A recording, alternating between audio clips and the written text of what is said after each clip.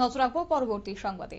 Kazi Nazrul Islam academy and research foundation রেন্টার সোসাইটির উদ্যোগে 4 দিন ব্যাপী কবি নজরুল মিলন মেলা ও সাংস্কৃতিক অনুষ্ঠানের আয়োজন করা হচ্ছে এবং এই বিষয় নিয়ে প্রস্তুতিতে আজ আগরতলা প্রেস ক্লাবে সাংবাদিক সম্মেলনের আয়োজন করা হয়েছে, যেখানে উপস্থিত ছিলেন আইনজীবী সঞ্জীব দত্ত চৌধুরী সহ অন্যান্যরা।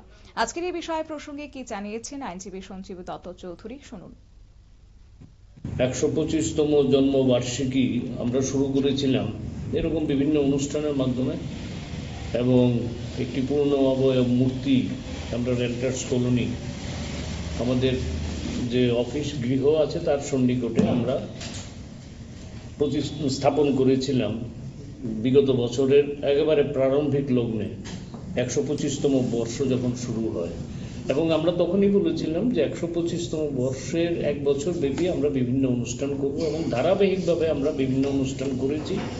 এখন এই 1 বছর প্রায় সমাপ্তির পথে, তাই আমরা 23, 24, 25, 26 একটা নজরুলের উপর বসে আঁকো প্রতিযোগিতা, নজরুল সঙ্গীতের উপর কর্মশালা, বহুভাষিক কবি সম্মেলন, আলোচনা, এবং এই টোটাল এপিসোডগুলিতে রাজ্য স্তরের যারা বিদগ্ধ মানুষরা আছেন আমরা তাদেরকে আহ্বান করেছি যে আপনারা এসে মানবতাবাদী কবি সম্বন্ধে আপনাদের আলোচনা, আপনাদের মতামত, আপনাদের অভিমত, আপনাদের অনুভব মানুষের সামনে রাখুন। সিমিলারলি এ রাজ্যের বিভিন্ন ক্ষেত্রে যারা তাদের পদচারণায় এ রাজ্যের দল মত নির্বিশেষে বিভিন্ন অংশের মানুষের মধ্যে তাদের উপস্থাপনা প্রতিষ্ঠিত করেছেন, তাদেরকে আমরা এই নজরুল একাডেমির তরফ থেকে সম্মাননা দেওয়ার একটা সিদ্ধান্ত নিয়েছি।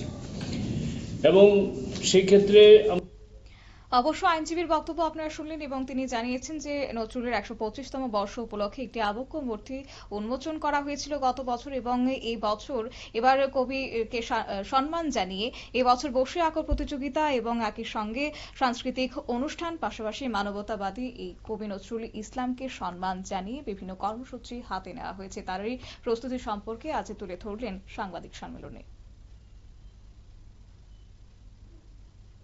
নিয়ে নিচ্ছে ছোট্ট একটি বিজ্ঞাপন বিরতির সঙ্গে থাকুন।